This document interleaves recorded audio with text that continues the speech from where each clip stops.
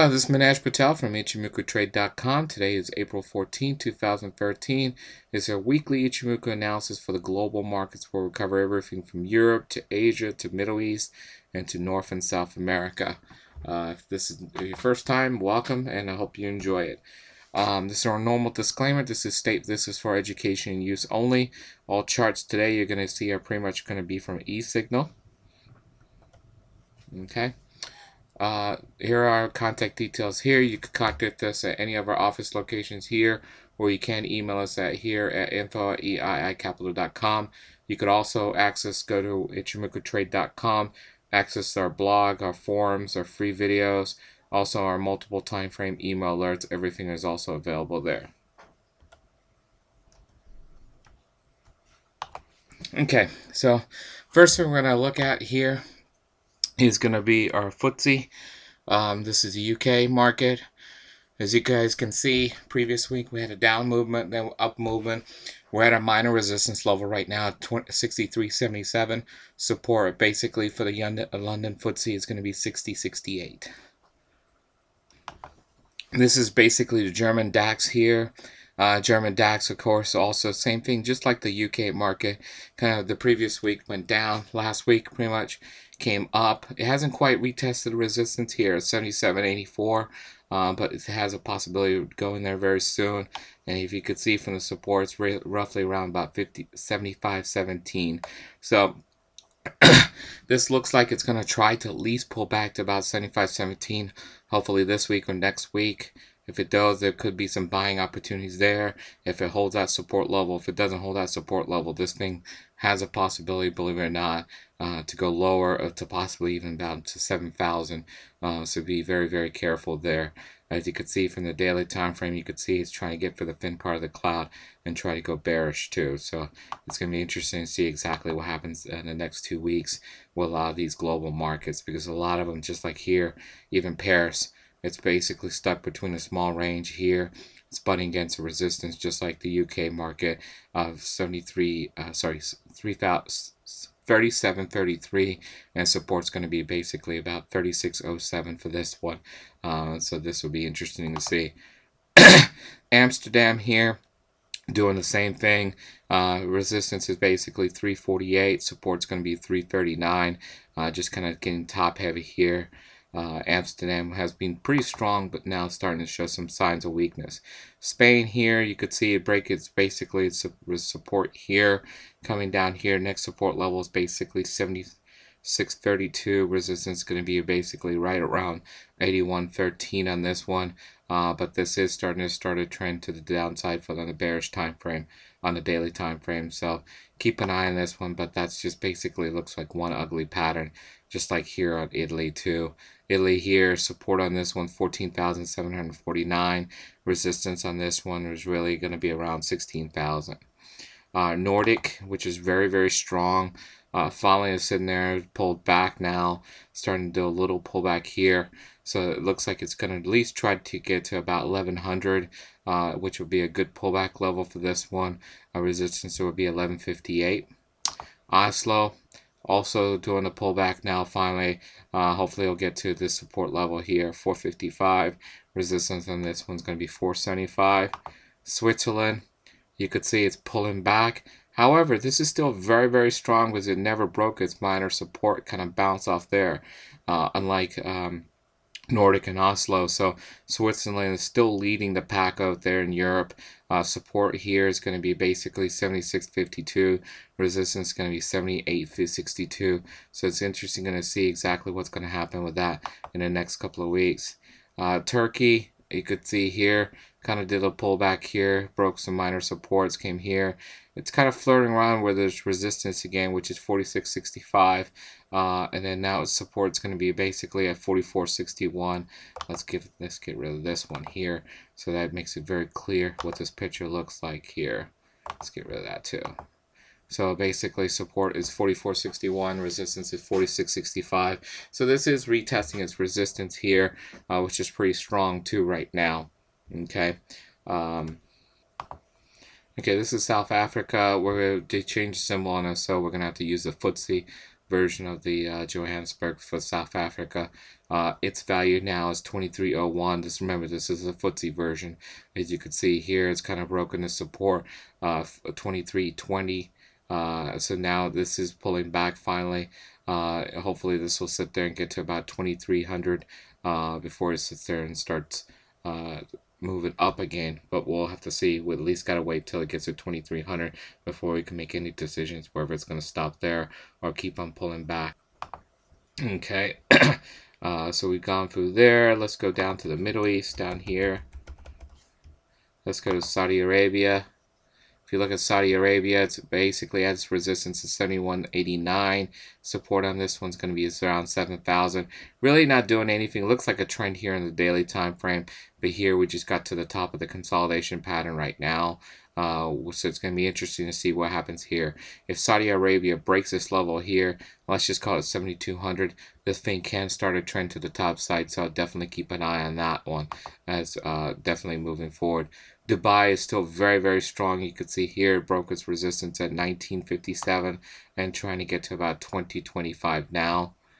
Abu Dhabi is strong too, and you could see this hasn't even done a minor pullback compared to Dubai. So Abu Dhabi is very, very strong out in the Middle East right now. It's pretty much the strongest one out there. Support is going to be 29.71, but Abu Dhabi is basically leading the Middle East as Switzerland is basically leading Europe. Let's go over to Asia now. Let's start from China and work our way down and see kind of what's going on down there. We talked about China here when it came out of the cloud here, looking at it possibly going down and going down to this pullback level.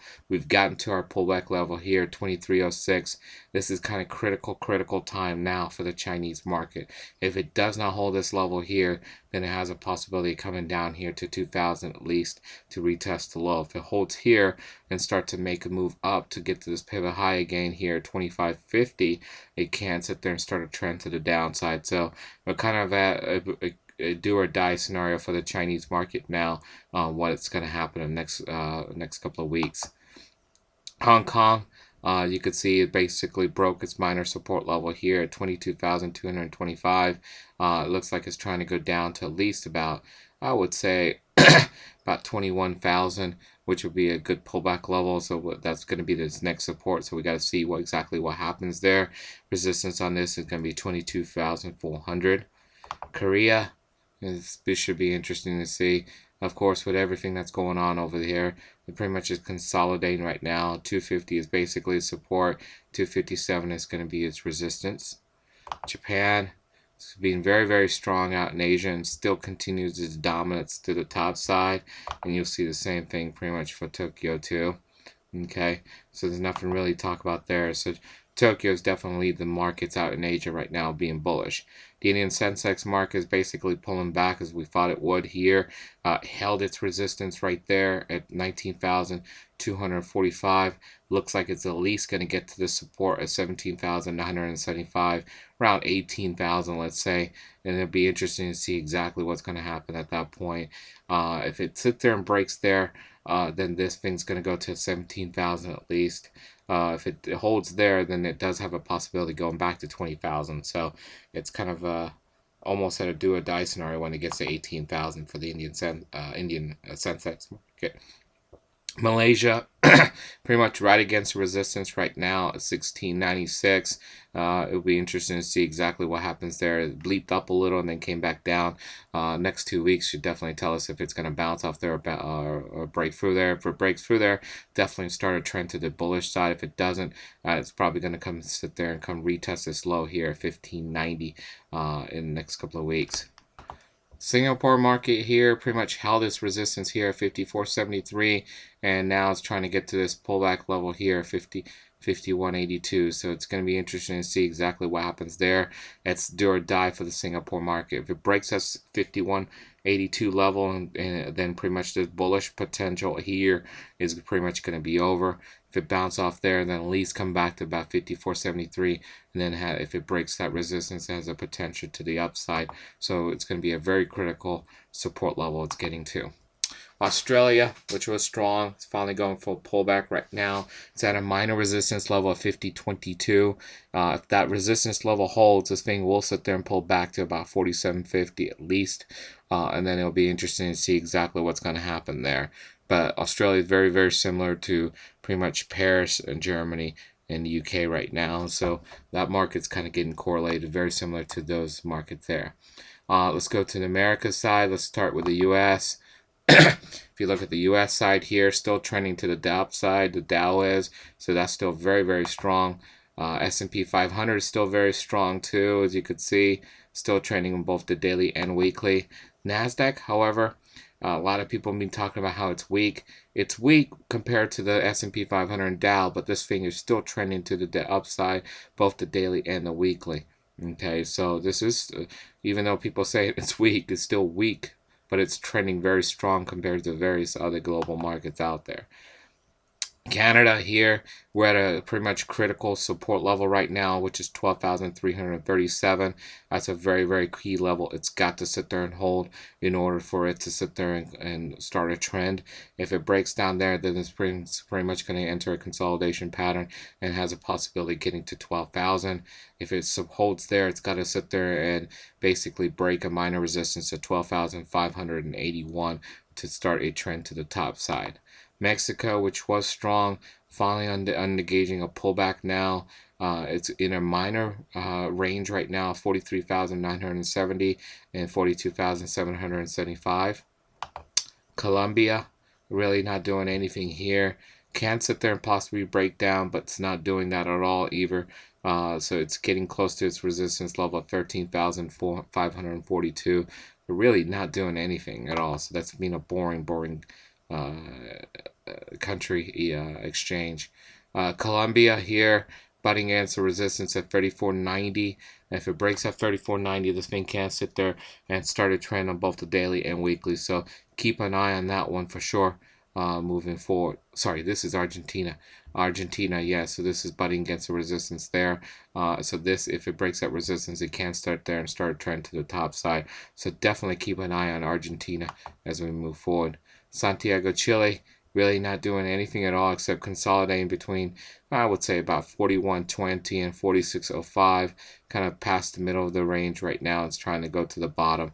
So it probably will sit there and go all the way down to at least about 41, I would say 50, and then at that point it'll be interesting to see exactly what happens there. Brazil, not looking good for Brazil either. It's pretty much at its one of the support levels here.